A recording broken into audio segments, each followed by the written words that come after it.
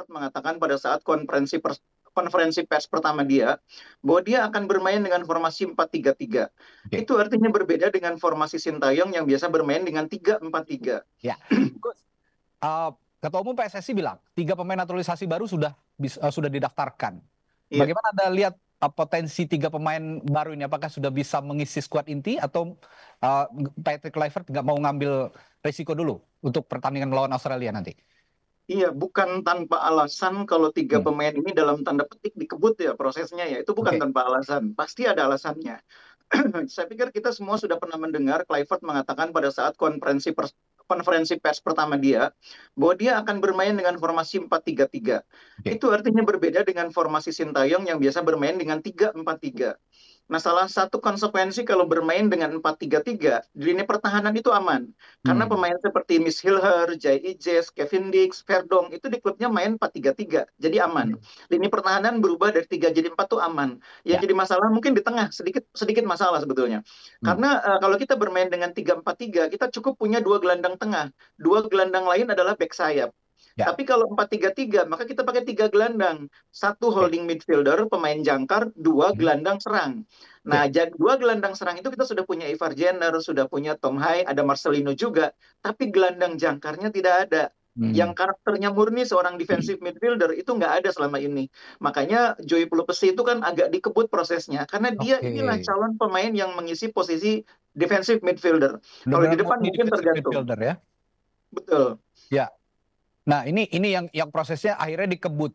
Eh, jadi kalau memang nanti melawan Australia, ada baiknya berarti kalau Joey ini menduduki posisi inti karena dia punya posisi jangkar gitu, kurang lebih. Menurut Anda, Bungkus? Iya, kalau Kluivert konsisten dengan ucapannya bahwa dia akan bermain 4-3-3, maka dia butuh gelandang bertahan dan Oke. itu posisinya Joy Pelupesi. Tapi kalau dia memilih langkah yang lebih pragmatis, dia mempertahankan 3-4-3, itu Mhm. juga mungkin karena kita punya pemain belakang kan banyak tuh di belakang. Ya, Ada ya. Jordi Amat, ada Justin Hubner, ada Miss Silver, ada Jai Ijes, ada Rizky Ridho. Maka tidak ada perubahan. Mungkin Joy Pelupesi akan bermain dari bench. Jadi tergantung Kluivert berani mengubah jadi 4-3-3 atau tetap bertahan 3-4-3. Tapi menurut saya juga analisis Anda ini sangat tepat karena selama ini di bawah kepelatihan pelatih yang terdahulu Coach Sintayong tidak ada Iya, yang menjembatani antara lini depan dan lini belakang untuk bisa sama-sama merebut bola di tengah. Nah, posisi jangkar inilah yang nanti akan diperankan oleh Joey, kurang lebih begitu ya.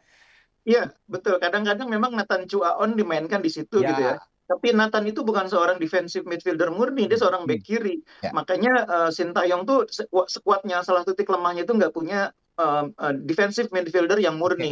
Ivar bukan, Tom Hai bukan, Ricky Kambuaya juga bukan. Oke, itu defensive midfielder. Tapi ada juga nama Emil Audero Mulyadi yang kita tahu punya statistik mentereng Iya. di Liga Italia baik di Serie A maupun di Serie B. Sekarang kan di Palermo ya di Serie B, tapi sebelumnya dia bermain di Juventus, bermain di Inter Milan, di Sampdoria begitu.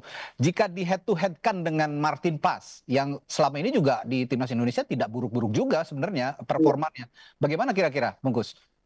Jadi ini sangat tergantung kepada pendekatan subjektif dari pelatih ya. Sekarang pelatih Oke. kipernya kan baru, pelatih utamanya juga baru. Kalau pelatihnya masih yang lama, Sintayong, pelatih kipernya masih yang lama, mungkin Emil harus nunggu di bangku cadangan. Oke. Karena pelatih agak riskan mengganti kiper kalau tidak kondisinya darurat. Misalnya kipernya cedera atau kipernya Hmm. nggak bisa dimainkan karena Hmm. akumulasi, itu jarang ganti kiper.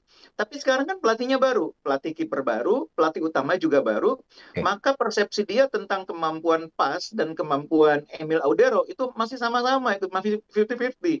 Buat mereka, dua-duanya sama bagusnya, tinggal soal keputusan mana yang lebih siap dimainkan, Oke. mana yang mereka lebih confidence. Jadi menurut saya yang paling tidak aman dalam tanda petik ya pemain starter yaitu Martin Pas. Iya, iya, iya. Ini meskipun tadi kata Bungkus, ini subjektivitas pelatih sebenarnya ya. Bagaimana melihat ya mana yang lebih apa ya, lebih siap begitu kalau kalau dimainkan melawan Australia nanti. Iya, Tapi kalau dengan situasi seperti sekarang, ini baru ke Australia kalau nggak salah 17 Maret nanti. Itu artinya hanya iya. 3 hari. Mereka berkumpul dan latihan bersama menjelang pertandingan. Ini sebenarnya untuk posisi kiper lebih lebih cocok untuk yang dimainkan sudden play itu yang mana? Iya, ini hambatan terbesar timnas kali ini memang waktu ya. Hmm. Dengan jumlah latihan mungkin hanya sempat 2 kali berlatih mereka Ya, latihan bersama di Australia nanti. Itu memang akan sangat sulit sebetulnya bagi pelatih untuk membuat penilaian ya. Ini jadi soal balik lagi soal subjektivitas, soal keyakinan siapa yang paling ya. pas. Karena waktu Oke. latihannya cuma 2 kali mungkin dan itu pun kebersamaannya dua hari sebelum pertandingan. Karena sebagian pemain akan datang tanggal 17, tanggal 15 masih bermain. Jadi mungkin akan datang tanggal 17 siang atau sore. Nah, itu persoalan terbesar yang dihadapi oleh pelatih yang membuat mereka mungkin ya Ya. tidak akan gegabah membuat perubahan yang terlalu besar karena itu Oke. risikonya besar. Oke. Satu lagi kalau begitu kita beranjak ke posisi back kiri di mana di situ ada pemain naturalisasi baru juga yang bernama Dean James.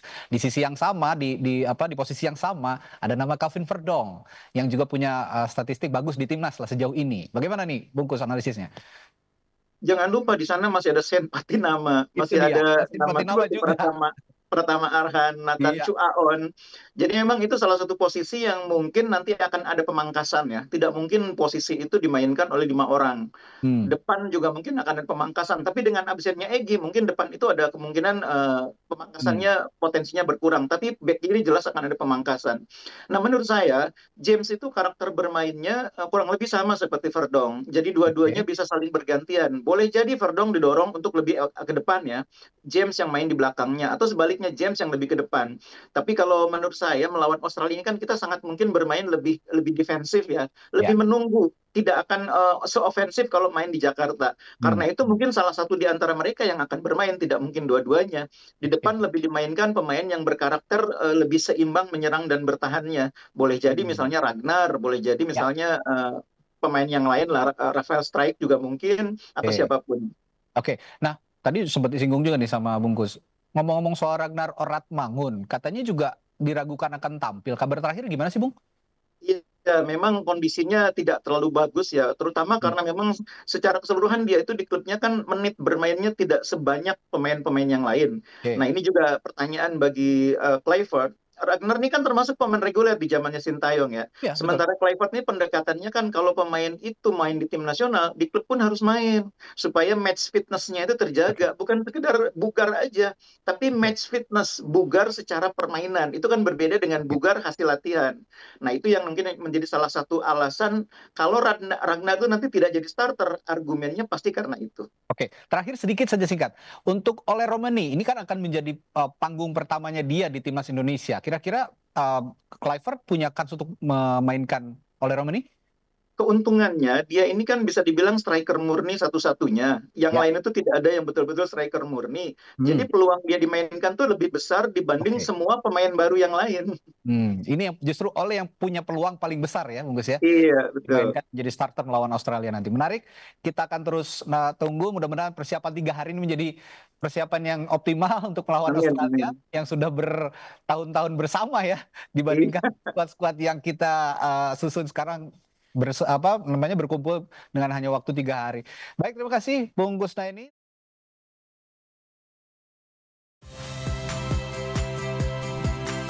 Saya Radi Saputro.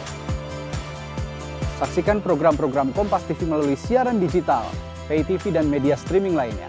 Kompas TV, independen, terpercaya.